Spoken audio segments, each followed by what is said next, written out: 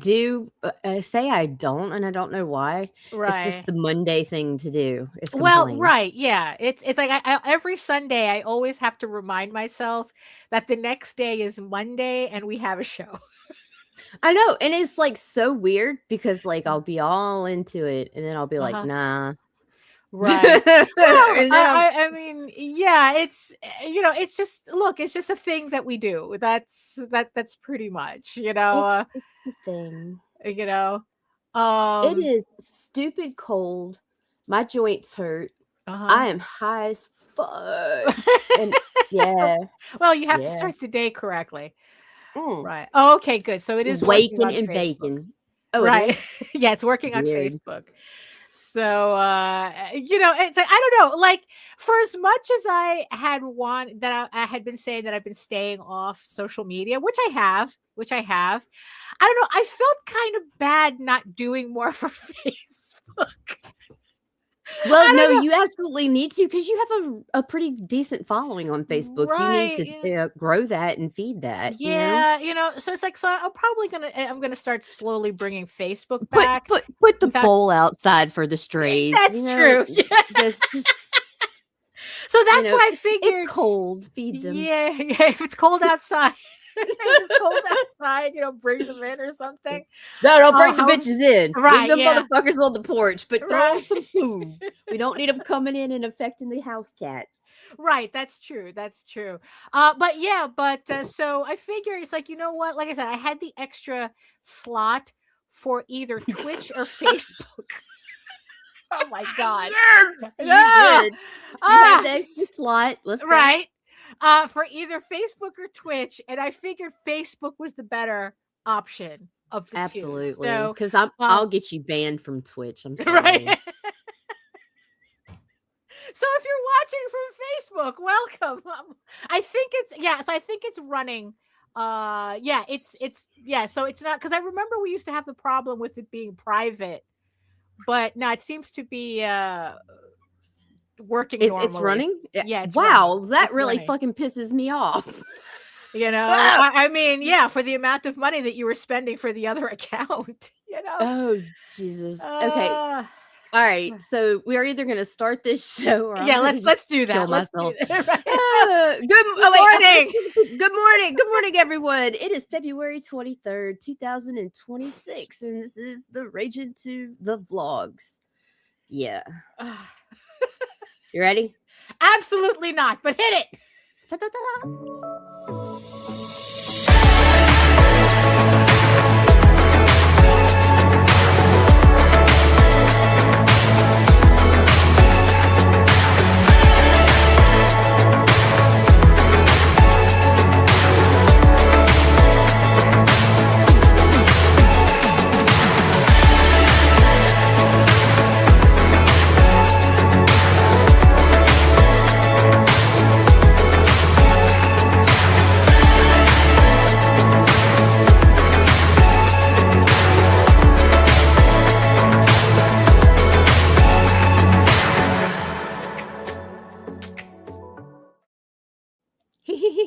All right. Where's the fucking card? Okay, yeah. I hate Oh, there we go. this There we shit. go. Yes. Right.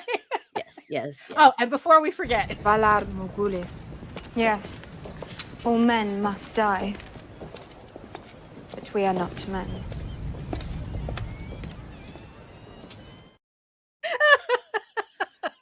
Bish, Daphne. What? Daphne. What? Are you watching A Night of the Seven Kingdoms? No, I am not. Ma'am, you need to. The episodes are only 30 minutes. You have plenty of time to jump in and get caught up in one fucking little short Right. binge session. I totally suggest you do Right. because it's Game of Thrones, but different. But different. And it's like, yeah, dude, totally. Right. Really I don't know. like, You go see, check this one out. I mean, I don't know, because even Jose was asking. It's like he's like, "Oh, don't you want to watch this?" And it's like, No, you do. I think you do. Oh, I don't see you regretting this. Right. Okay. Because I am familiar with the story already. Because years ago there was a trade paperback. There was a graphic novel released of that story, The Hedge Knight. Right. And I kind of don't remember it. I do, but I don't. And it's like, and the funny thing about Game of Thrones is that it's a fan. Oh, I guess it related to funnily related to the topic that we'll get into in a minute.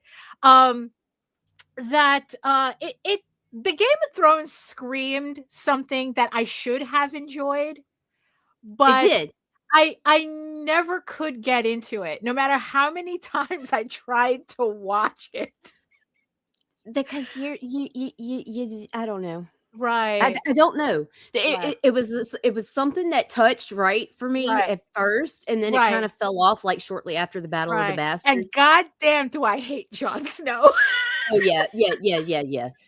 But but before we get into it, oh yeah. yeah. So who's joining us in the chat today? The people. The peoples, but who Peoples.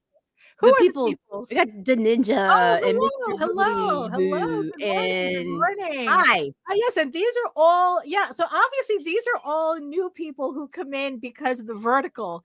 And welcome to our show, the Ragin' to the Vlogs show, which is a show about us talking about random shit and maybe some indie comic stuff as well in the Perhaps in between that.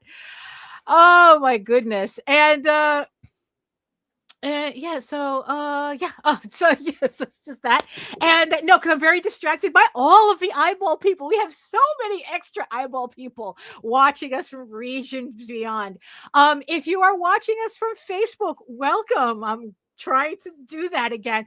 However, if you want to really converse with us in real time, the easiest way to do that is to come to YouTube and subscribe there and join, come to YouTube, join the sexy people in the chat, keep them company. Because in the past, we've had a lot of connectivity issues with Facebook. So we may or may not be able to see your comments. Hopefully, a lot of the glitches that we experienced for a while are kind of like not an issue anymore, because even the fact that I'm on camera without having to use OBS is a glitch that I am so glad is finally seems to have like sorted itself out on Streamyard. So, hopefully like other glitches kind of like work itself out too. But I guess for everybody who is who's been here before and know who we are, welcome. And for those of you who are new here, hello everyone. My name is Daphne Lage, and I am the artist for the furry fantasy adventure Tall Tales. If Nita can find the cards. I'm trying. Okay, there we go. There we go.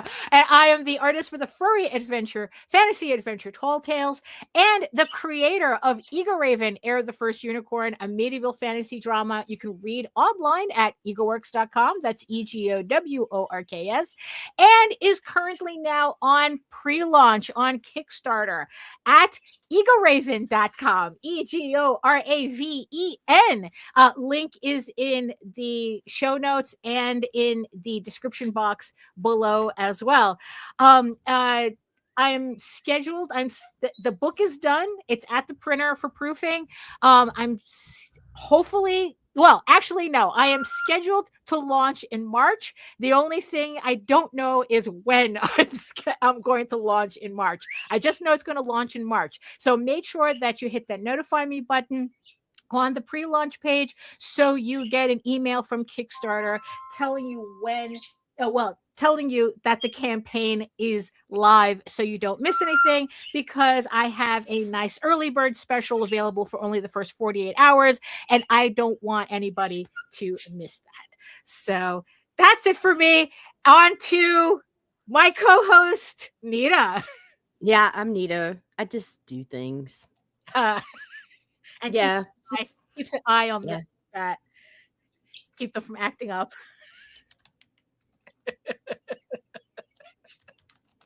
I don't even know. Like, I don't know how to I'm nobody. I'm Nita. I market comics. I edit.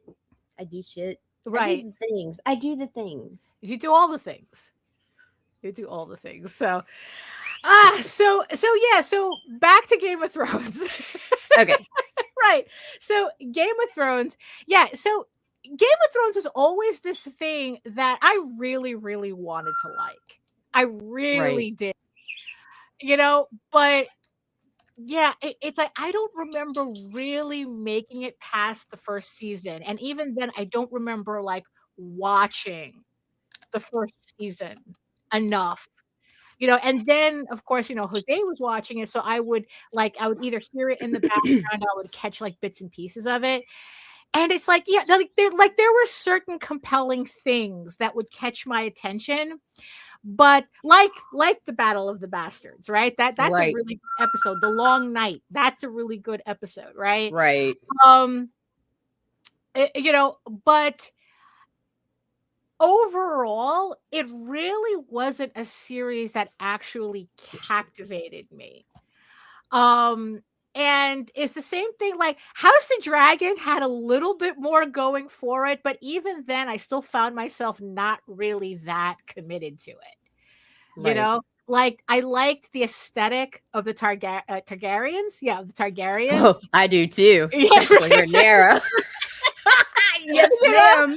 I mean, yes, they were, Let me and be your- the funny thing, and the thing is, like, this is, I really appreciate. Hey, Lou, I really appreciated how in House of the Dragon they kind Everybody of wants to know real quick why I don't show my face, because I don't want to, and my room is dirty. right, Because I am hiding my white trashiness today. right. Well, Yeah, you see, it's like Nita is in between offices. I really am. I Yeah, really like she am. had a really, really nice office that she decided to like fix up. And we all know how that goes with renovation. You Yeah. pull everything apart, and then all of a sudden you don't have the energy to put it back together again. Right. So pardon my progress. Right. Yes. It's And like good morning, Luke. construction. Under Yeah. construction. It is under construction. Yes. So the thing that I really appreciated about the Targaryens, right, is the way in House of Dragons, because the Targaryens are supposed to be like inbred as fuck, and they're supposed to be kind of like the fantasy version of the Habsburgs. They are. And the thing is, like, in the in the main Game of Thrones series, they kind of went with this trope that I really, really hated, is how like inbreeding only causes weird hair, and mental, I and know, kind but of in the like, books, it's not like that. The twins were severely deformed. right. Rhaenyra gave birth to a fucking demonic, fucking half dragon, half something. Right. Where it's like probably they looked monster. more like, do you remember that episode of the X-Files with the Peacock family? Yeah. Right. So the Targaryens are supposed to be kind of like more like that. Well, like I said, they're more like the Habsburgs, if you want like an actual historic reference for them. And I think that, so it annoyed me that in the main Game of Thrones series, like I said, it's kind of like, they made them all fuckable. Right. It's like, it's all like, it's all inbreeding, you just get white hair and you're kind of a little loony, right? White hair, and we don't even get the lavender eyes because actors nowadays bitch about contacts. But in House of the Dragon, I really, really appreciated how whoever cast the show made all the Targaryens look weird. Good morning, Michael. Hey, good morning. Good morning. Like they looked physically weird. Like you could, like you look at them, like they still kind of like looked hot, but they were weird. Yeah, like so you still got into it, kind of like the monster fucking thing, but not because of their sheer beauty. It was intrigue. Right. Like that's the thing. Like you're magical. Come here, like, you dragon lord.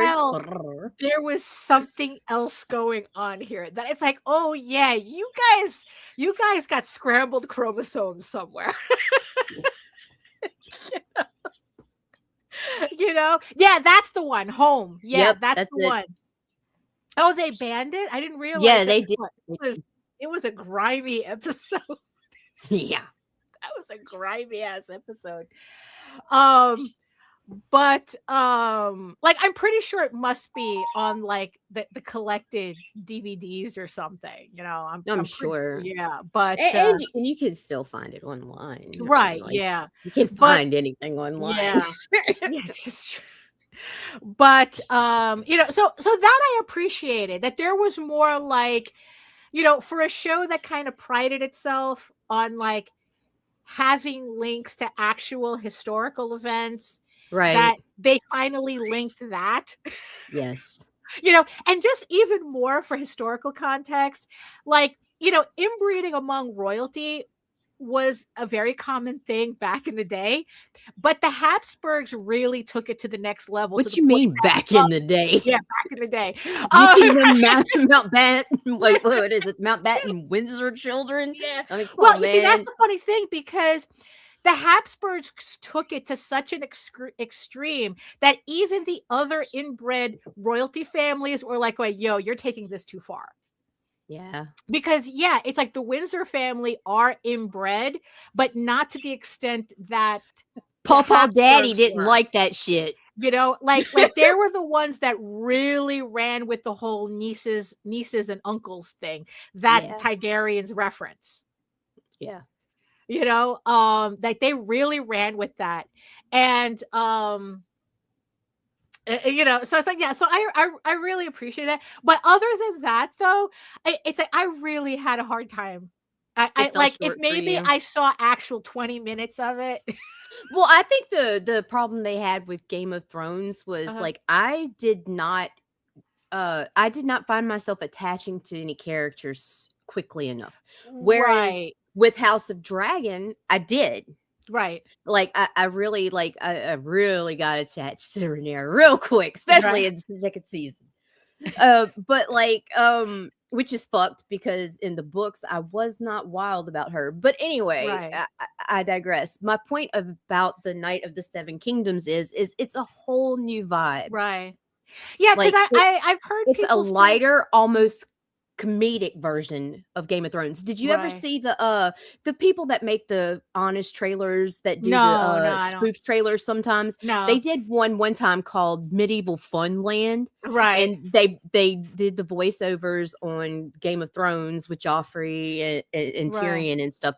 But anyway, it was fucking hilarious. And I swear it's almost like they took a cue from being spoofed and came over and they're not spoofing it because it's still serious, but there's comedic relief and it's brighter and lighter, and the episodes are shorter, so it's easier to get through, to digest, I guess. I mean, because that's, you see, because that was kind of like my main issue with Game of Thrones, is how dark it is. Like, it's a dark fantasy, and sometimes I thought that it was really over the top. Okay, Mr. MRB goes, at Night of the Seven Kingdoms is character focused, building on one guy instead of 12 running political stories at the same time. Exactly. Right. It's a calmed down version with great character development. I mean, you have feelings for the characters already. Like by the end of the first episode, I was like, oh my God, I hate the fact that this only comes out once a week. Right. Yeah. I mean, it's because I think that was my main issue, that it's like Game of Thrones was just like one tragedy after another. And it's like, and it's like even the very ending of Game of there was like, it was like the anti Lord of the Rings, where there's no hope. No, everybody sucks. Your favorite characters suck, and nothing gets better. It's all about the he said, she said bullshit. Yeah, no, really. It's like, and it's like, and I guess that once I realized like that was kind of like the overall arching theme of it, I just kind of like, you know what? Why bother? Like, if it's all going to be all misery anyway, then what am I watching this for? As opposed to like, what happened? The sex. It wasn't even enough for me to be that interested in it anyway. It's like, like the things that I like I could watch the Lord of the Rings extended version because we're not heathens here. It's like, you better only watch the it's like we watch version. Lord of the Rings extended version, and I can watch that like we probably end up watching that like once a year or something. It's like, at least. Right. And it never gets old. Although there are, Right. there are the bits that I like, oh, I really don't like this one. Like I think Oh, you mean the walking? And the walking. The walking. And the Well, walking no, and it's like, talking. yeah, it's like there's this And the bit walking when and the there running. this whole bit with Gollum and Sam and Frodo that it's like it kind of In like the marsh? there's a part. No, Girl, I think that careful, because this could fuck up our friendship. No. It's like, no, it's not in the marsh. That's the interesting part. Okay. That's the marsh is the interesting part. Okay, because there's this particular you know what it is, but then again, I think it's because they were actually successful in getting the mood of that particular scene is when they realize they're spending all this time walking in circles in Mordor. Right. And I kind of get really tired at that scene. Like that, I really like. It's one of my least favorite scenes. War today. Right. Yeah, that I just watched that version and then go back. Well, yeah, that's true. Yeah. But because I think in the end, it's like, yeah, you really do get that sense that you've been walking in circles with them. Right. And then there's that whole beef between Gollum and Sam, and it's like, and it's just like, you know what it is also? It's the whole thing about watching Frodo turn against Sam, and I can't take it. I can't handle it. So it's my least favorite scene. Yeah, and that's another thing. The TV show cut out fantasy. It Yeah. cut out magic. It cut out the story because it's of cheaper. Caitlin Stark when she becomes the Gray Lady or whatever. Yeah, I can't remember what she was called. The Lady Greystone, I think it Lady was. Greystone. Yes, they cut out that story. They minimized other important aspects. Well, because magic requires money. Well, you know what? And the series was expensive enough. I think they focused on some of the wrong things, but and also, but it also would have helped if they'd known how the shit ended, and they still don't. Well, like for real, Yeah, well, that's what happens when you write according to what Reddit is guessing, and then you're trying to circumvent whatever Reddit. It was Game of Thrones is the first Full Metal Alchemist. That's how that works, because Full Metal Alchemist did it and they ran before the manga, and it was okay. It was good. You thought it was great even. Okay. Right. But then Full Metal Alchemist Brotherhood came out, and it's like, what previous show there? This is when I say Full Metal Alchemist, I'm referring to Brotherhood now. I'm not even talking about the first one. Oh, okay. All right. Yeah, because I'm not familiar with that. We never got our Game of Thrones Brotherhood. Right. That's the one. I'll ask Lorraine about that, because that's her jam. But I've never watched that. Oh my show. God. Yeah. Full Metal's great. Right. What are you doing with what anime? Well, it's like I'm too busy watching the Lord of the Rings extended edition again. Autism and comfort shows. Like the other show that I kind of like, I think like after the second season I just petered out, was The Witcher. Like the first season I enjoyed, right? And then it's like the second season, it's kind of like, I don't know, like I kind of like really just lost interest in it as well. And then like by the time I could not get into it. Right. And then by the time Netflix was saying how they were going to replace Henry Cavill. Yeah, that's right. You don't F with Samwise. Frodo of the nine fingers and the ring of doom. So it's like, and then once Netflix said they were going to replace Henry Cavill with, I don't know, whoever the fuck they did that other dude about that brother, I just kind of like wiped my hands of it. But what it made me do is read the novels, and the The Witcher novels are significantly better than the series. It's like once I read that first novel, I was like going, this is what everyone's talking about. I never have to watch. I never have to give a shit about the series again. I could just read the novels. Right. So this, so like I said, this is a good segue into the topic that I chose for today. You'll never get Brotherhood because we'll finish the books. Well, that's how it goes, right?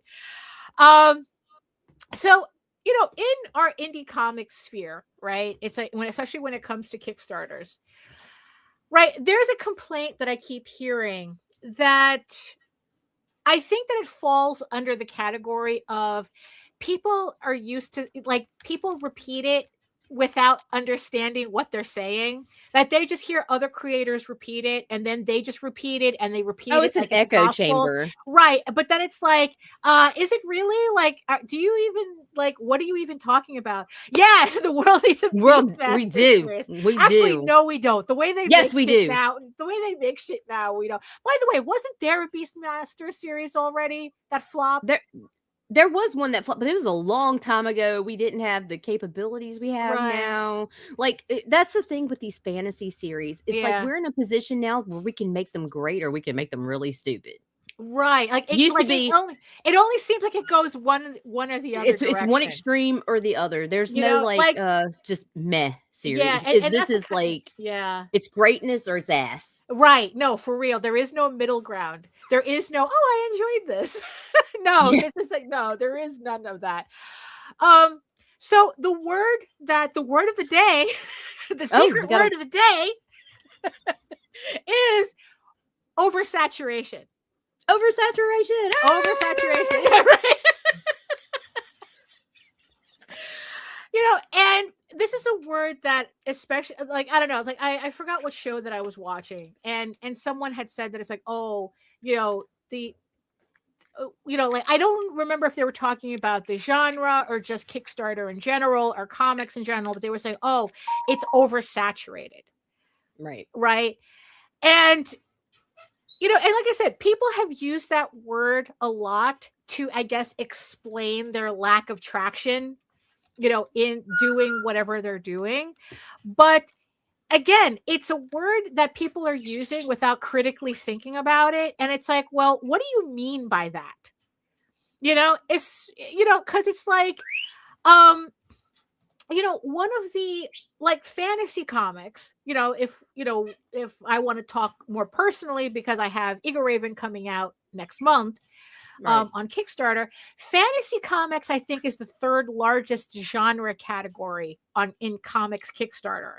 I think like the first one is I guess like horror? Not safe. Oh yeah, it's like it's no, horror. this NSFW. Yeah, the not horror, safe for work fantasy. books, horror, and then fantasy.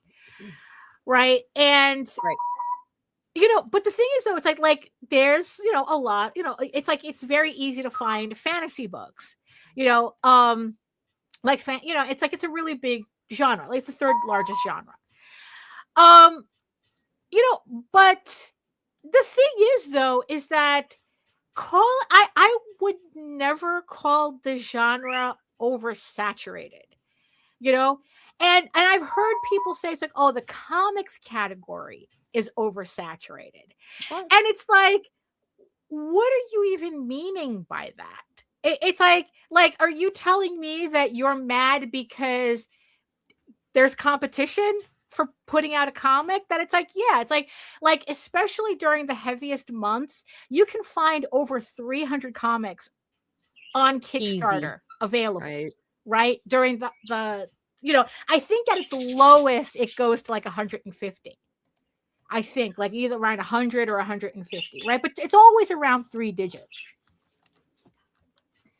And, so it's like, and it seems like no matter, like whether it's 300 or 100, there's always people saying, it's oversaturated.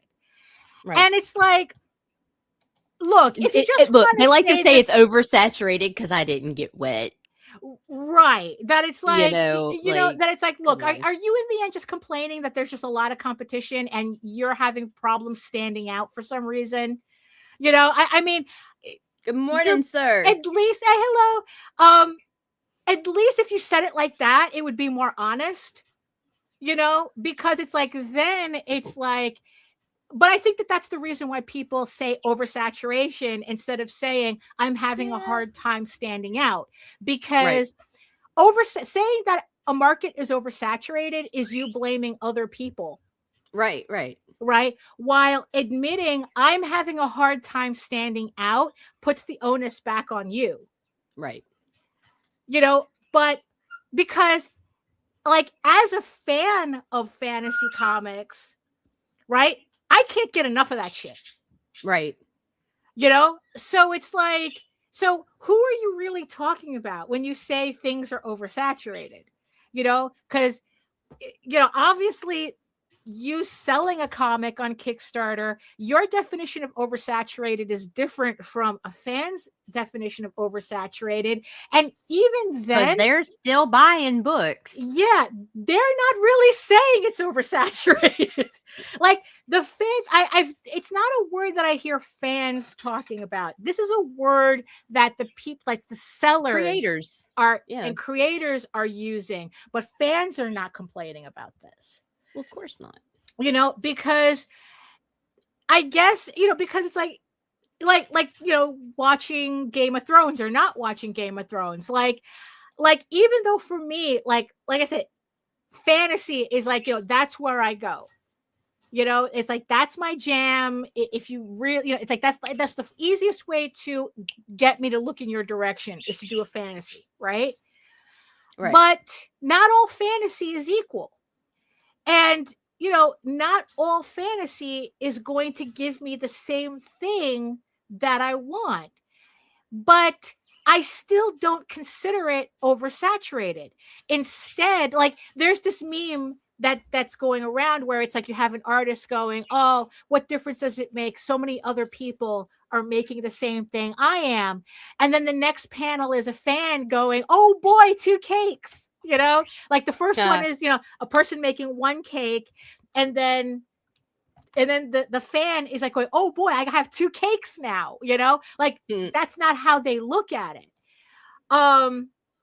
And when it comes to fantasy stuff, that's how I feel. It's like, oh shit, it's like there's so like I can find what I'm looking for, right? So me not liking Game of Thrones doesn't bother me because I do have Lord of the Rings. And and I have even the Rankin and Bass Lord of the Rings, and I have and I have the Witcher novels, and I have, like I have so many other options. Like there's the choice is so large that I am guaranteed to find something that I like. I can hyperfixate on, So it doesn't like, on a certain way, it does disappoint me that I couldn't get into Game of Thrones. But on the other hand, it's like, well, but I got all these other cakes. I don't like coconut cake, but look at all of these other cakes that I can choose from, So I am, every time I go to the brothel, I'm the same way. I love cakes. I love cakes. So isn't zeroing in on your audience part of the game? Right. And that's and that's, like, again, it's like when creators use terminology like this is oversaturated, like I said, I think it's just more of a distraction word rather than them like saying, I don't know who my audience is. I don't know how to stand out. Because again, it's like, it's going back. Imagino says, I have seen some great books overlooked for really based content, though, because the lesser books follow a recent trend. Well, that's in traditional publishing. There's this whole thing about, are you writing for yourself? Or are you writing, are you writing for yourself or are you writing to market? And these are 2 different things. And I think that, and especially with the creator that ended up saying the whole thing about oversaturated, he's saying how he's creating this book for himself, but then he's complaining that the market, like this was a passion project. Let's just use that term. It's like, he's like, oh, this is a passion project for him, right? But then he's trying to shoehorn it into a market where this type of book is not really supported. So, but instead of like, realizing he's fitting a square peg into a triangle hole or whatever, and then complain that it's like, oh, it must be the market, it's whatever. It's like, no, bro, it's like you have something that doesn't you're putting the wrong lizard in the wrong terrarium. Going back to the terrarium analogy, you're putting a tropical lizard into a desert terrarium and then wondering why it's not thriving. Right. And the fact that there are 3 desert terrariums doesn't mean that there's an oversaturation of terrariums. It's still not your environment.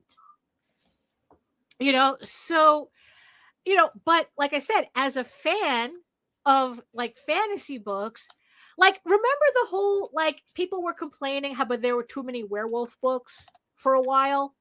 Yeah. Right. Yeah. There was not. There was not. No. As far as I'm concerned, there wasn't enough werewolf books. Right. But people were complaining, oh, it's like it's a trend and blah blah blah. Now everybody's doing zombies, everybody's doing werewolves and this, that, and the other thing. And I go, and it's like, look, my brother in Christ, if you are not making a book to cater to a trend, that trend doesn't refer to you. You don't get to complain about a trend you are not catering to. I mean, it's like if you're like the whole point of people complaining about, oh, the not safe for work books, that's an oversaturated genre. Well, yeah. If you're not catering to that audience, it's not. What are you talking about? It's like if you're not catering to that audience, that genre has nothing to do with you any more than a person writing a fantasy book is complaining about historical fiction is oversaturated. It's like, what are you talking about? That's not even your genre. Why are you looking in that direction? It's like, if you're not catering your book, if you're not writing to market, then how the market is reacting to this certain thing that you're not catering to technically has nothing to do with you. But as a fan, I can't get enough. If it's a genre that I am like into, whether it's werewolves or fantasy werewolves, put them together. Whether it's fucking werewolves or fucking werewolves. All right. It's like left Twix, right Twix. I can't get enough of it. A genre can never be oversaturated, because I have so much choice that it's like, imagine it's kind of like a mumble rap though. There are so many of those people you really even they don't know their name. You don't even know their name. Well, but and I would still want more. Right. So Melissa's right. Exactly. Like another genre that's considered oversaturated, but again, only to the people selling, not to the fans, is romantasy and monster smut and those types of books. Right. So it's like they cannot you put one out and people can't get enough of it. Right. Look, in May, I'm going to a convention just specifically for this shit. Every author in there writes monster smut. There is nobody who is going to be walking into that space saying, oh, there's too many of you people. Nobody says that. This is oversaturated. Nobody says that. Yeah, no. We go in, it's like we come out with a stack of books, like, right? And it's like, and look, and then it's like, depending on what tropes you're into, it's pretty much all books of the same shit. You're into orcs, there's 5 women writing orc books. You're into werewolves, there's 7 of them. It's like, oh, minotaurs are in. Everybody has a minotaur book. And so and like I said, nobody talks about oversaturation. Nobody complains about it. But like I said, fans don't complain about it, but it's the sellers that that complain. And I had recently read an article. It's a survey. This woman had done a survey of around like 70 authors of the monster smut genre. right? Right. Of the overall. And what she found out, it's 70 authors. Granted, they're pretty much superficially all writing the same shit, right? None of them think the genre is oversaturated. 70 authors. And they're all like going, no. If you need a book written, write it. You know, if there's a type of monster smut book that's missing that you want to see, come right in. The water's great. You know? I mean, that's how they look at it. They don't see each other as competition. They see each other as like they're feeding off of each other. Oh, this person wrote a really popular. Oh, it's like, oh, Morning Glory Milking Farm, right? Set off the entire Minotaur trend. You know, in fantasy smut. Right? Everybody has a Minotaur story. Ice Planet Barbarians did the whole, you know, like trapped on an alien planet, you know, planet hot guy, you know, and it's like, and everybody has their own variation of that, right? Orcs, everyone has like whatever trend pops up, everyone is more than happy to write that book, knowing that 69 other authors are writing this. Oh boy, I just pulled that number out my ass. Right? Yeah, I know. It's like, look, because there was 70 authors, so 69 other authors are writing the exact same book. Nobody cares, you know. And like Imagino says, it has everything to do with the fact that every one of these authors, the most important thing that they did was create their audience base. Melissa says, in a world where influencers all peddle the same stuff over and over, I wonder if people just have a hard time believing there are plenty of unique voices out there. Again, right? That's it's just like, what Imaginos was saying, like, right, for real. Like, well, but that's the thing, though. It's like if you're a fan of a genre, I think that people are very willing to want to, like, okay, you have like your basic tropes, but again, the originality is the voice that you create in. You know, I can create, you know, it's like I can create, like, look, everybody's done a Beauty and the Beast story. I have a Beauty and the Beast story, and guaranteed my version of Beauty and the Beast is going, that people are going to find it different than what everybody else is doing, while still being that recognizable story that's attracting them to it. It's the comfort story, you know, right? You know, it's like, yeah, well, that's, yeah, it's like, it's exactly what it is. It's the comfort story, a tale as old as time. Right, exactly. You know, so it's like, so like originality or not original. Honestly, I think that the whole concept of originality is overrated. You know, that, you know, it's like people are going to find what they like, you know, and the fact that you're creating it, there's going to be an audience for that, but because you can't be the only person who likes what you're creating. That's when, you know, every time I write Egoraven, that's exactly what I'm thinking. I cannot be the only one who wants to see this story. And according to Kickstarter, I have 150 people who want to read that story along with me. Woo-hoo. So, you know, so I can't possibly be that wrong, you know. The thing that I'm trying to do, that I'm trying to figure out, that is like, how do I expand from that 150 people?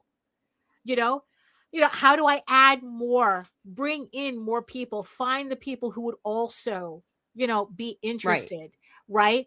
It's like right now I'm in a mindset where my goal is just to like concentrate on the people that I have already, finish the books, and then kind of figure out a plan as to how to expand that, right? Because so right now I'm in a different part of the process that I'm not worried about marketing right now.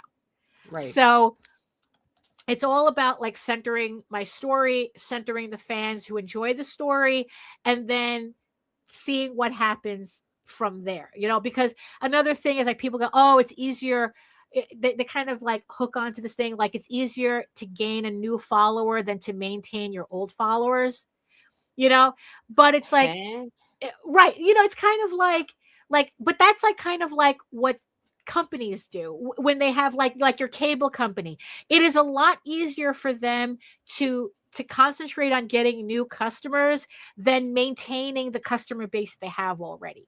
Right. But it's like, we're not cable companies. Nope. It's like, I'm not selling a mousetrap. I'm selling a long form story. And it's that base of people who were with me from the beginning that's more important to me right now. Right. Is giving this base that they came in for, giving them what they want. And that is the story that I'm telling, the completed story that I'm telling. Everybody else after that, they can come in. I can get them after the story is finished. It's like, so I'm not worrying about that now. But I'm also not worried about, somebody else is coming out with a fantasy book. Someone else is coming out with a book that has a unicorn girl in it. It has nothing to do with me. Right. That's like, okay, they're telling that story differently. Right. And it's like, and mind you, if somebody did come out with a book with another unicorn girl in it, most likely I'd be buying that book too. So so it's like, where everybody else wants to like see all of this, like really in the end, what they're upset about is that they don't have a loving fandom. That's like, they don't have, they don't have the audience that is showering them with praises and money. And, and it's like, oh, I still have to work for this. And I go, yeah, you still have to work for this. Sorry, not sorry. That's kind of how it goes.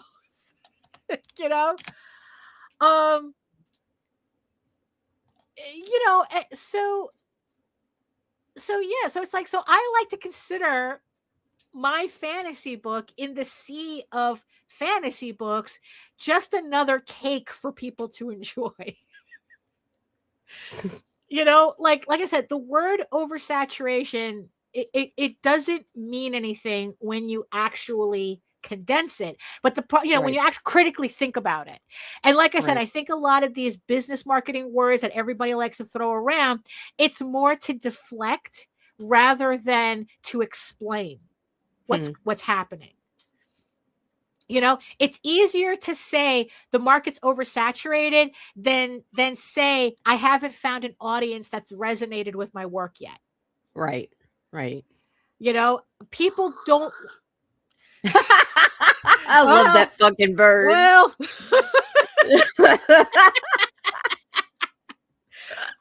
for those of you joining us, I'm sharing. I share the office with a parrot, and sometimes he does that. It sounds like an old man hacking up, an old smoker walking out on the porch with his first cup of coffee. Exactly.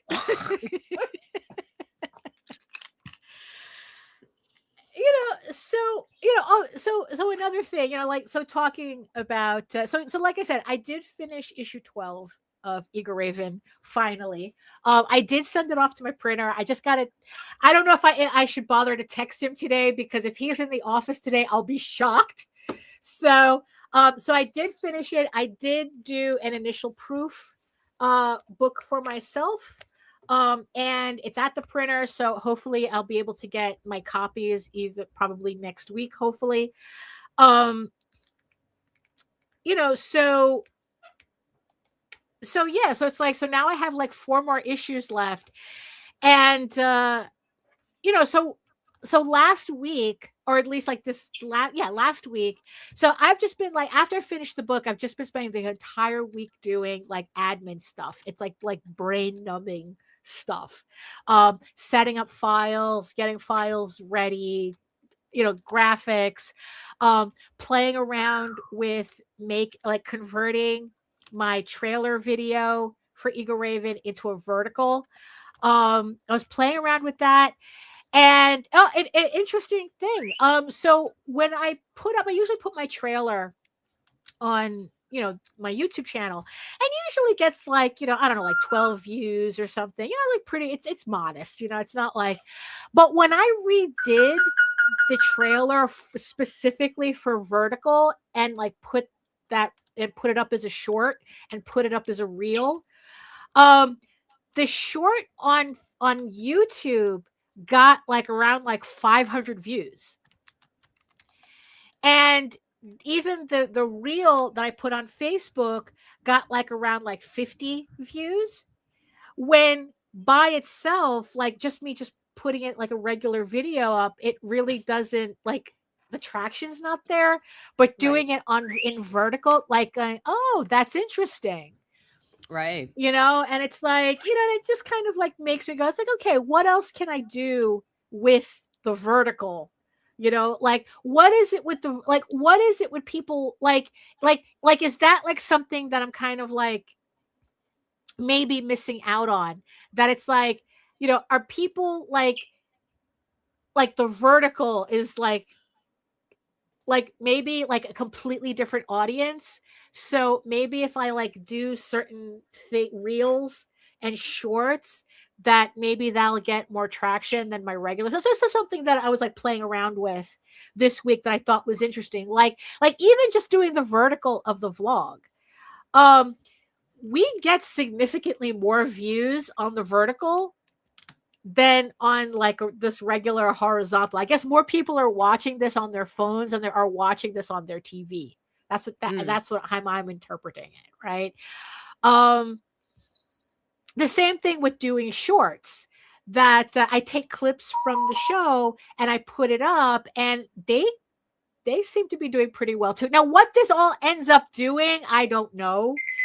But I don't know. It's like, it's kind of like, for me in the end, it's like it's finding those like low effort admin things to do that seem to get attention.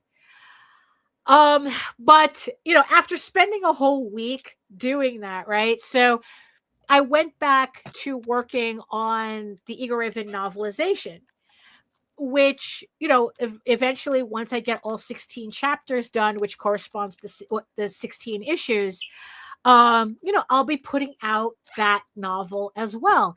And again, like I said, it's like, am I concerned that, there's so many fantasy books out there? It's like, no, I'm not. It's like, I'm writing this book and I'm putting it out, and because that's the story I want to tell. That's the story I'm putting out. And the fact that there are other people putting out fantasy novels and fantasy books, that has no concern for me.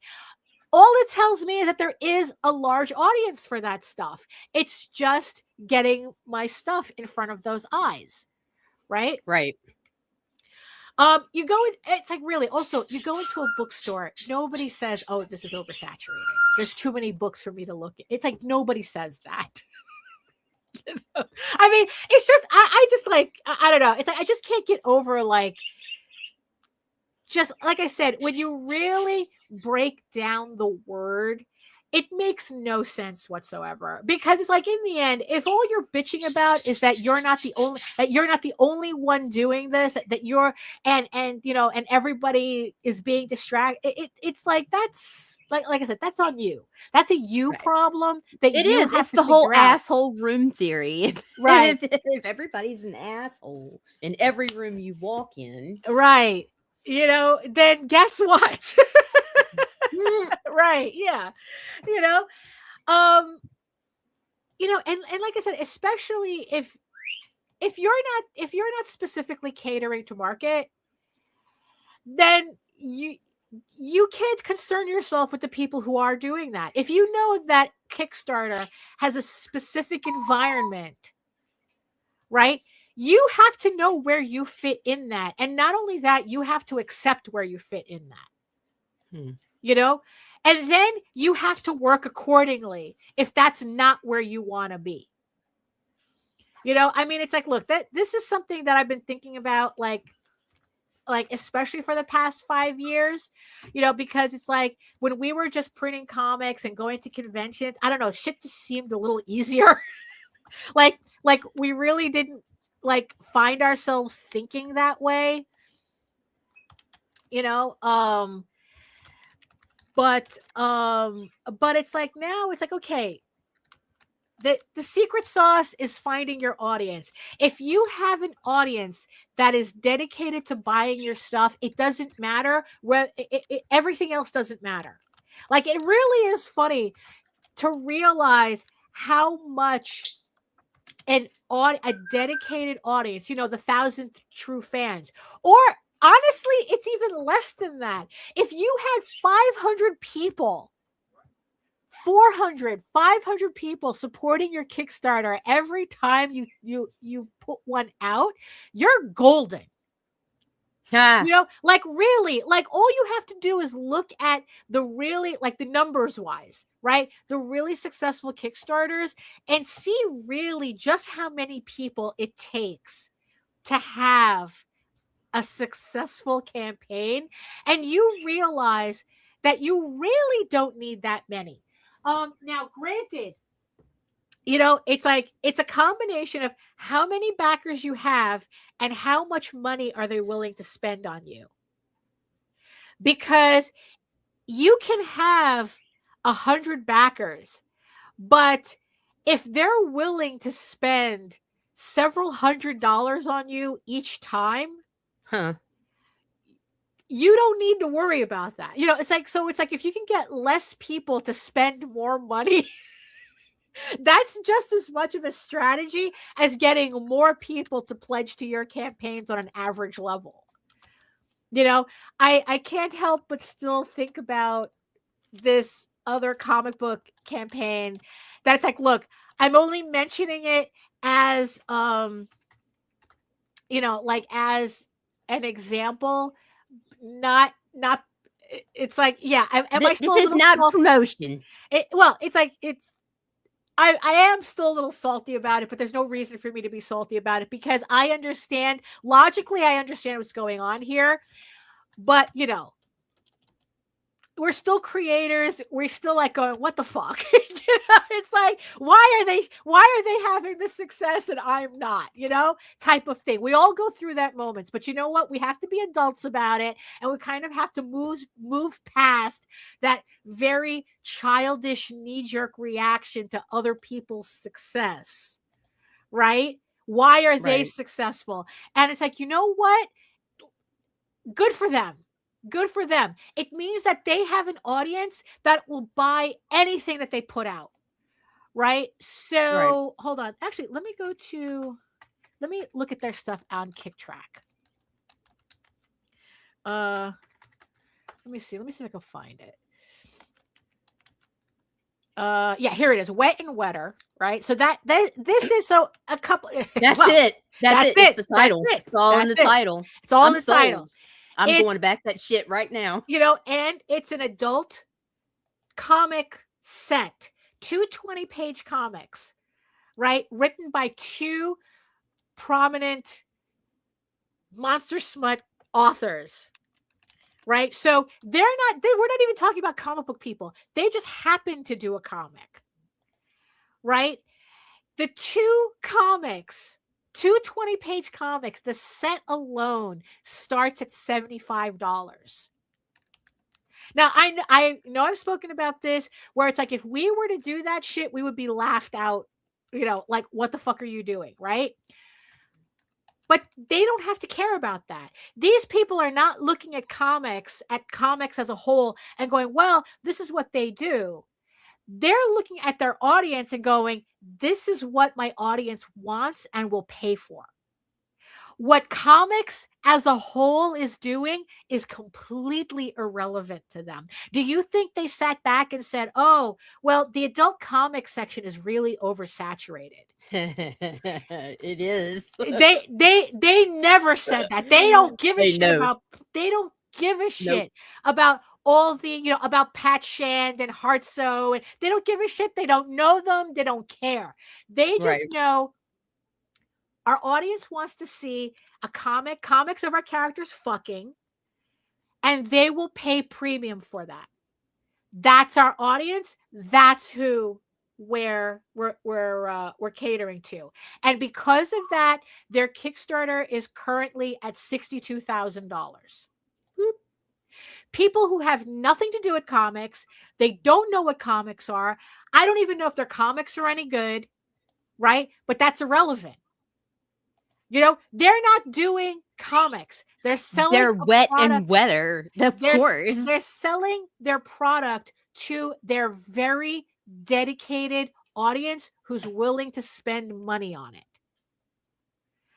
You know, everything else is irrelevant. Right? Right. So that's kind of like, I think that, yeah, once you have your audience, all of this doesn't matter. The marketing doesn't matter. Nothing matters. Because once you have an audience that'll buy anything you put out, you don't have to do anything. Right. You know, it's like I said, the only reason Coke buys advertising still is for the sole reason that keeping advertising expensive keeps competitors out of the market. It has nothing to do with selling their product. It has nothing to do doing it in the cheapest way possible with their AI bullshit. Right. Yeah, exactly. It's like it has nothing to do with their product. It has everything to do with intimidating competitors out of the advertising market. So even to say, well, Coke still buys advertising, they're not buying advertising for what you think they are. You know, so there's there's also saying, oh, I only study successful people and blah blah blah, and it's like, and that's kind of also the danger of doing that, because you're not really seeing the whole picture of what's going on. What made them successful? You're comparing yourself without knowing what the full picture is, and then you're getting frustrated with yourself because, well, how come I'm not having those results? And then you say stupid shit like, oh, it's because the market's oversaturated, right? Because you don't know what the real answer is. It's really just copium. You know, marketing speech is really just copium. That's really what it is. It's like you say shit like, oh, and this, well, my funnel and blah, blah, blah, and, you know, oversaturation and activations. It's like it's meaningless jargon to make you feel better about your inability to translate partial information into something you can actually take advantage of. You know? So that was something when I gave up on the whole marketing thing. That's the thing that I kind of like realized, that it's like, you know, I really have to let this go. You know, that it's like, you know, it's like, it's a more important, like my whole thing, my goal is to finish my book, to finish my story, to finish my novelization. Oh, something going back to Game of Thrones though. So, you know, because like I said, the thing that kind of like puts me off to Game of Thrones is the fact that it's such a bleak and hopeless series. You know, maybe the books are different. I don't know. But it's like, but that's certainly what, you know, what the showrunners really wanted to push, you know, in this series, that it's bleak and hopeless. Everyone's shitty, you know, and, you know, and that's pretty much it. And I can't handle that. Like I really do have a problem with that. It's like I'm fed up with dystopias. I'm fed up with, you know, there's nothing you can do. Everything's hopeless. It's like, look, we just live and then we die until we die and that's it, right? And it's like, no, it's like, I refuse. You know, I want, you know, it's like, you know, it's like I'm kind of like feeling like Boromir when he's, you know, it's like he's talking about, oh, we're fighting for love and beauty, you know, and it's like, you know, that type of thing. Like I'm feeling like that scene, and it's like, and that's what I want to see. You know, I want to see hope. I want to see beauty. I want to see, you know, the friends we made along the way. Yeah. You know, I mean, now don't get me wrong. Because another genre that really irritates the shit out of me is cozy fantasy, where pretty much it's all kumbaya, very low let's stakes. Let's snuggle in front of the fire. Right. And it's just like, let's snuggle. And it's like, oh, it's, you know, something happens, but it's really, It's not, it's not really that, like I said, very, very low stakes. And that's kind of like the opposite. I think that's for me, that type of storytelling is another form of copium, where it's like you're just so overwhelmed with the negativity in the world that you just want to go straight to like, oh, nothing is happening. Right. And that's not the type of story that I like. I think that that's why Lord of the Rings resonates so much with me, because it's like someone had explained how J.R.R. Tolkien wanted to show how evil things can happen in the world, but it's the little good things that we do that add up that get us to the other side. Right. And it's like, yes, does the world change? Does, things are not the way they used to be. No, it's like, yeah, that's what happens, but we still made it to the other side. And the only way we were able to do that was to see ourselves on the other side. It's like, yeah, it's like things are shitty, but I'm doing the best I can. It's like, it's like Frodo didn't even know what he was doing. He didn't even know what he was getting himself into. He just knew he was the one that had to take the ring.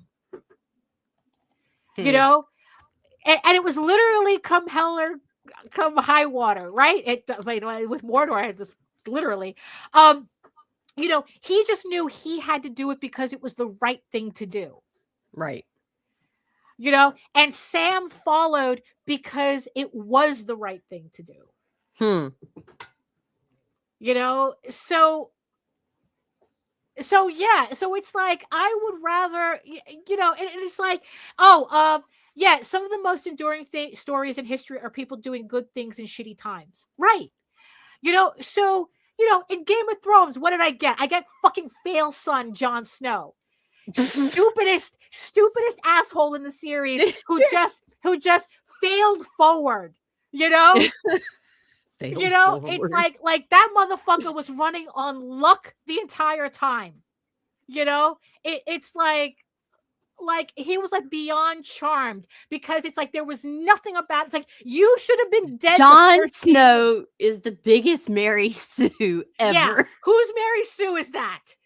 Who's the showrunner who did this? It's like, stupidest motherfucker.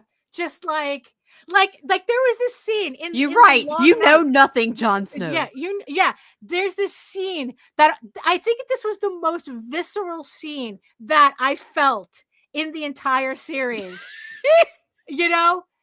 Was, I think it was, I don't remember if it was like before the long night, but it was just leading up to it, where Jon Snow realizes he's a Targaryen and he can fly those dragons, right? And I guess like they had their initial victory, over the Night King or whatever the fuck, right? I don't quite remember, right?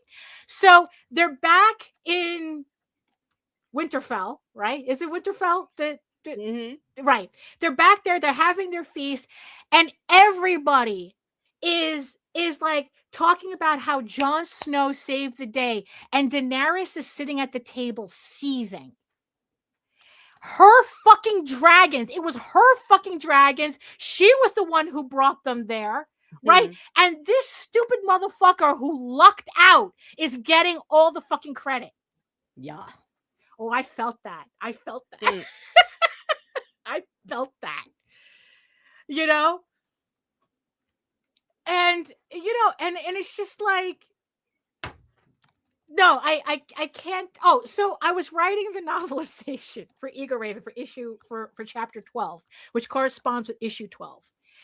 And and it's like, and I used the novelization to add in extra scenes and dialogue that would have bogged down the comic, because again, you're talking about like two different mediums. So what works in the comic, so it's like what works in a novel is not going to work in a comic. So doing this comic, although I'm working in reverse, I'm taking the comic and then reverse engineering the novelization. But still, though, there's always been scenes that I had to judiciously remove from the comic because it's like, oh, it's not going to work. And especially the further that I get along in the comic, I've been adjusting the dialogue to kind of like, not to dumb it down, but to condense it so that the story flows faster, it flows better, and it flows more clearly, because that's what a comic requires, as opposed to a novel where you can kind of add more stuff into it. So I'm in this scene. I'm in this scene. Spoiler, not spoil. I'm not spoiling it, but it is in issue 12. And there's this dialogue between two characters at the end that leads up to the final scene in the book. And I wrote it in a way that it's like, I wanted to like, kind of like really give a sense of like gravitas to the situation, where it's like, this character is trying to explain, well, not really explaining, but kind of like demanding their position be heard, you know, like by weaponizing trauma, essentially. And I wrote the scene, and then it's like the scene was bugging me for like the past couple of days. And then it's like I realized that it's like, you know what? I crossed that threshold that I had, where it's like, I found that the scene became unnecessarily dark. Like, I kind of went a little too Game of Thrones when I really wanted more Witcher and Lord of the Rings. And, you know, and there's already enough dark shit in the series, but it's very contextual. And this one just felt like I was just shoehorning in something nasty for the sake of putting it in there, not necessarily that it belonged there. And it really did bother me. So I ended up going back and rewriting it and taking out a lot of that. Actually, it's just a couple of lines, right? That, because really that's all it takes. It's just a couple of lines to kind of like really ruin a scene. Right. And when I took those out and rewrote it, then it was just like, okay, now it flows better. Because the thing that was talked about, even though it does happen in the lore, which is where it actually was something that I put in to reference another novel that I'm working on, the five dragons story. It was supposed to be a reference to that, but the reference was so heavy. It's like, you know what? I don't need to connect the book that badly, that it kind of like ruins the mood of what I'm trying to do in the overall Egoraven story. Right. So it was just really funny having that moment of realization that it's like, oh, I went overboard. And I think that the showrunners on Game of Thrones, because that they were so desperate to circumvent people speculating about how the story was going to end, that they kept crossing that line, going overboard with the story to the point where it pretty much just alienated a lot of people. And I mean, it definitely alienated me, because it's like, you know, I'm trying to like this story and they're just making it worse and worse and worse. You know, because also, you know, they were going for the shock value of it as well. And I didn't want that to be in my book, but I guess I had kind of like strangely internalized that thing that they do. So, you know, so like I said, luckily I was able to recognize it, you know, within like a couple of hours of me writing it, that it's like, that I thought that it's like, oh, it's like this is a big reveal. And then I'm like going, oh, this is too much of a reveal. This is too much. This is like it literally came off as just shock value rather than saying something actually important. So like I said, I rewrote the whole scene. So now it works better. It's a lot more, well, it's like, yeah, it's not as overt. But it works a lot better. And then like in the end, when I finally get to the 5 Dragons novel, I'll worry about that tone there, because the 5 Dragons book is a little bit more darker. But I'll worry about it there than trying to like shoehorn it into Egoraven because I wanted the books to connect. I already have the books connecting in a subtle way. I don't need to be like blaring like that. So, so that was kind of like the weird thing that I came across while working on the novelization that kind of stood out for me. So, I mean, but it does, but it, like I said, that does reflect like the tone that I'm looking for in fantasy as a genre, as opposed to, it's like, oh, it's all fantasy, so it's all good. Just like with all my smut novels, look, I found authors. I finally read enough of these books to find authors I will not be buying from again. Even though they're writing what I want to read, they're not doing it at a skill level that actually is enjoyable for me.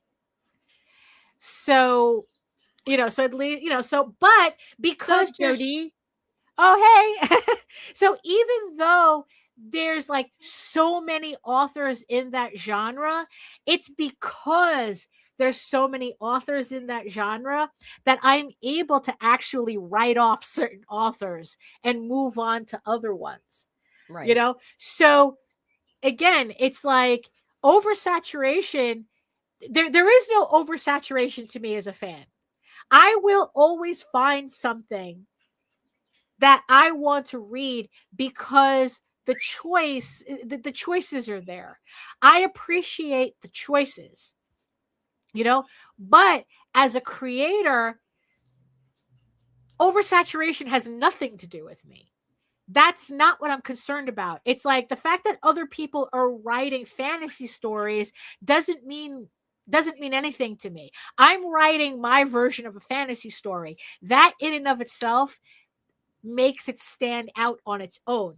Now, finding enough people for it to be sustainable is a whole other issue. But like I said, I already have my little garden on Kickstarter, already growing. So all I have to do is just continue my commitment to my project, right? Oh, which kind of leads to another thought that I think part of the problem that a lot of these creators who, like I said, hide behind these marketing buzzwords or whatnot, it's Baskin Robbins, variety is good, but what you like is what you like. Right. Yeah. It's like, look, yeah, I appreciate that Baskin Robbins has 31 flavors, right? But before I realized I was lactose intolerant, mint chocolate chip was my jam. Like 31 flavors, but that's the one I wanted. Nobody ever said that. Well, Baskin except Robbins for period week. Oh, period week, it was that dark chocolate with the chocolate chunks. That's true, right? It's the dark chocolate that, yeah. It's the magnesium. Yeah. Yes. It's the magnesium calling. But look at, now mind you, there's a difference between, now it's not like a company like Funko where people say that they've oversaturated their market. Right? Right. Because, but again, we're not selling Funko Pops. So even that doesn't mean anything to us. Right. It's like, but my point, the point that I was trying to get is that a a lot of I think like the reason why a lot of these creators hide behind buzzwords as well is that, and they're having problems finding their audience is because they're probably, and mind you, this is not everybody, but I'm speaking generally. So I always feel irritated that I have to like explain myself when I'm speaking generally, that if this doesn't apply to you, I'm not talking about you.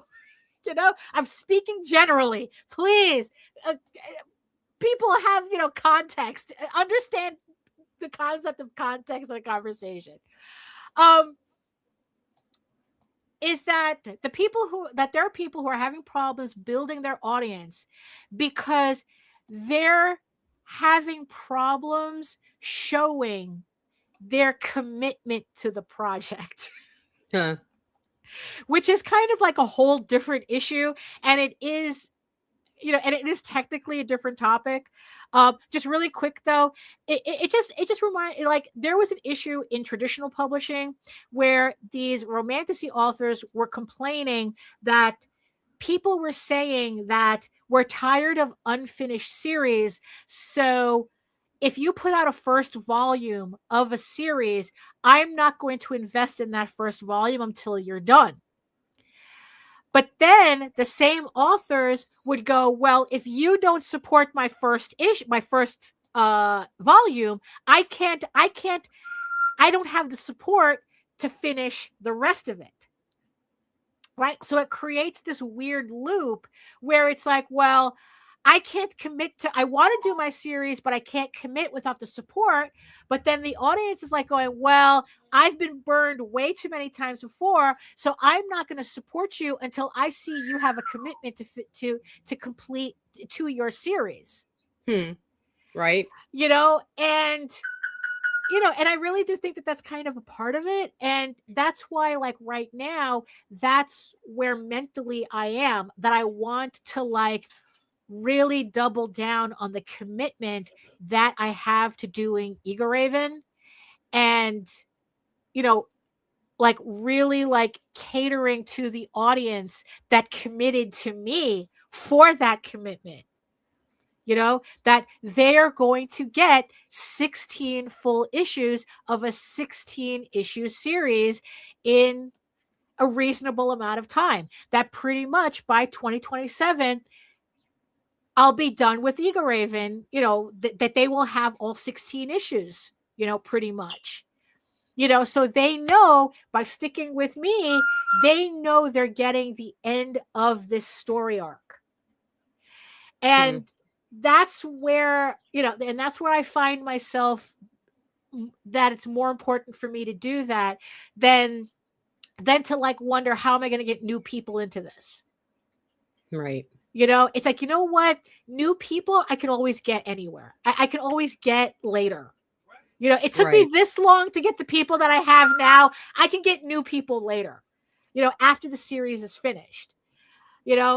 Right now, this is what I'm doing. But it's like, to think about, like, well, but what about the other people doing fantasy books and this, that, and the other thing? And it's like, look, just like with me as a consumer of that genre, right?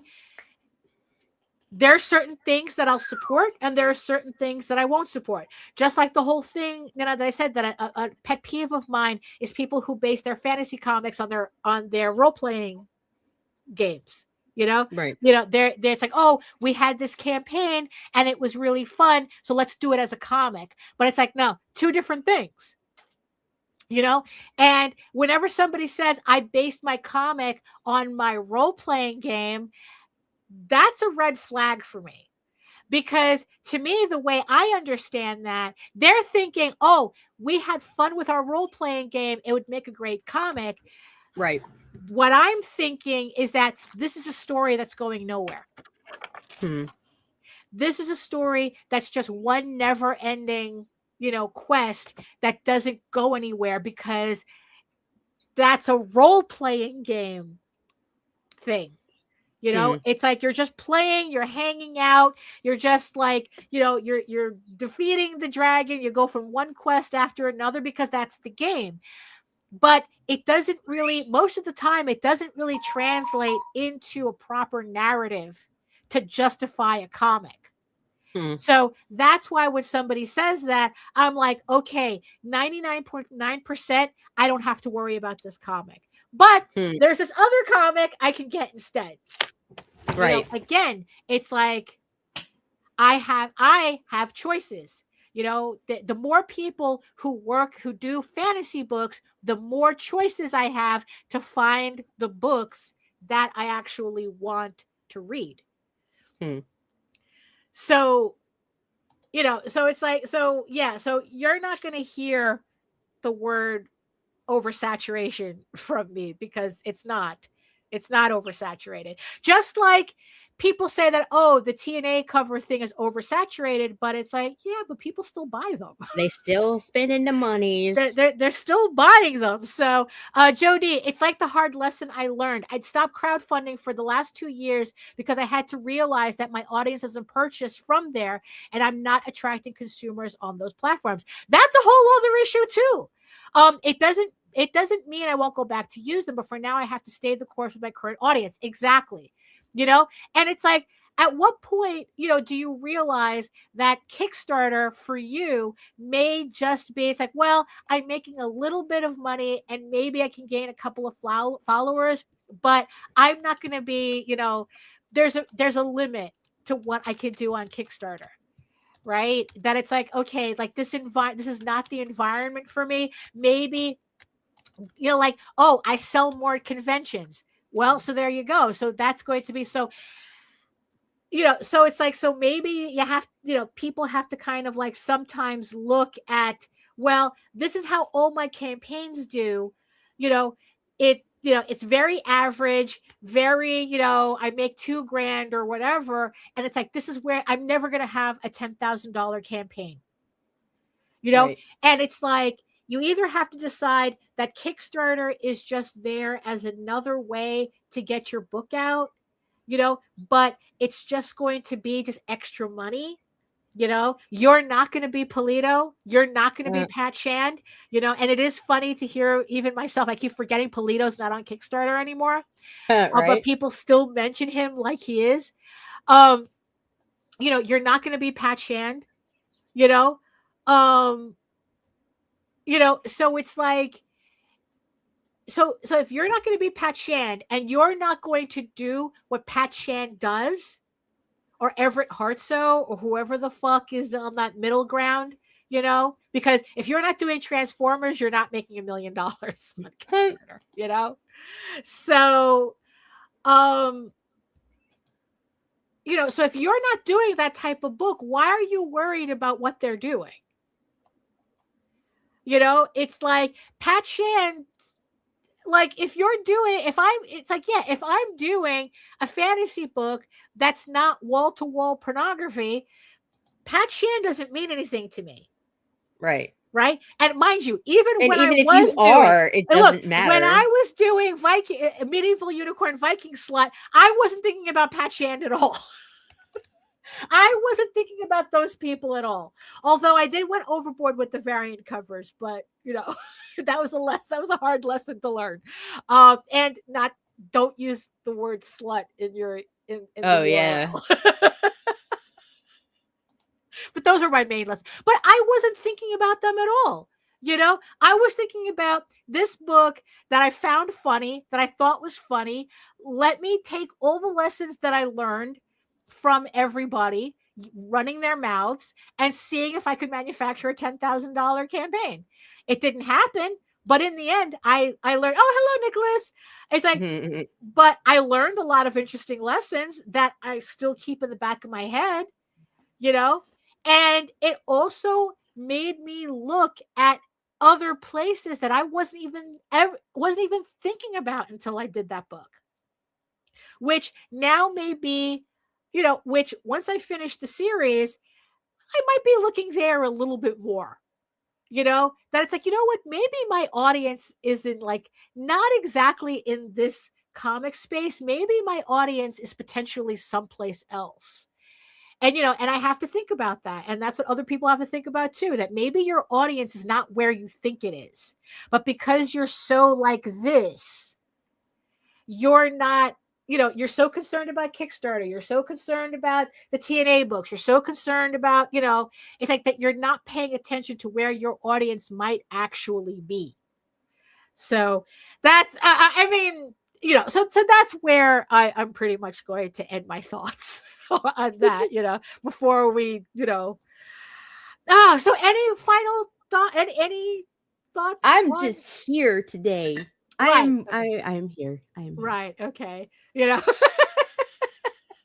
Which is always a pleasure to have you here, because I think I did the last show I did by myself, and because you were at the dentist with your daughters, and I was just like, it's like it's like doing the show by myself is not the same. Oh, I love you too. Yeah. I wish you were here to help me shovel, though. Fuck you. I'm glad I'm not. Yeah, no. So it's like, those pictures you showed me of the backyard, I was like, oh hell no. Yeah, like I said, we're probably gonna have to take out the electric shovel for that, because it's it's a lot. My nuts crawled up inside and my nipples got erect, both of them simultaneously. Yeah, because in the front we have these steps. They're gone. They're completely buried. No, it just looks like step you fucking. Yeah, it's like those steps are completely buried. We're gonna have to dig out everything. No, thanks. So that's what I have to look forward to after the show's over. I'm so sorry for you. Well, hey, it's our penance. I'm gonna get high and post it on Facebook, and then probably take a nap. There you go. So I want to thank everybody hanging out with us in the chat, all the new people and the old people and the returning people. Thank you so much for joining us today. And I also want to thank all the beautiful eyeball people watching us from regions beyond. Like I said, if you want to hang out with us more, make sure you like, share, subscribe, and hit that notification bell so you get notified whenever any of our shows go live. Bad. Oh, you scared me there. Yeah, it's not an actual overlay. It's annoying. There we go. So, if you want to learn more about me and my artwork and everything else, you can head on over to my main portfolio site at egoworks.com, EGOWORKS, where you can read Egoraven, Heir of the First Unicorn, for free.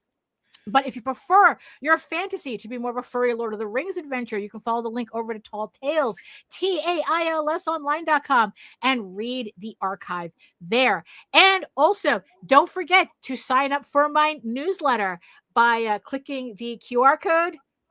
You can click. I'm trying. There we go. There we go. You click the QR code on the screen here. You sign up for my newsletter where you can keep up to date with all of my new art, sketchbooks, comics, Kickstarters, and get a free PDF comics bundle just for joining. You get to read Egoraven for free, Tall Tales for free, and you get to try out the Oswald Chronicles for free.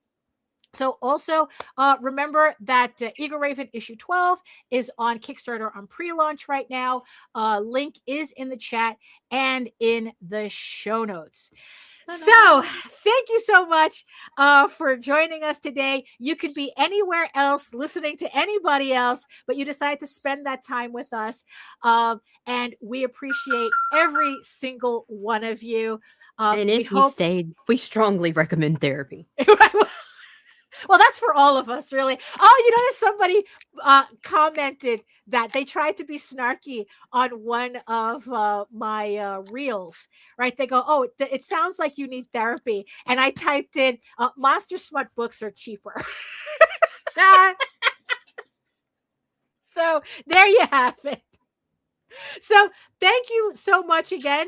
And in the words of the ancients, eat your food, moisturize, mind your business, and do the work. Because when you actually do the work, you never have to fake any of your accomplishments. So, Nita, hit the make sure you hit the trailer for Egoraven, and we are out. Thank you so much again, and see you next time. Bye.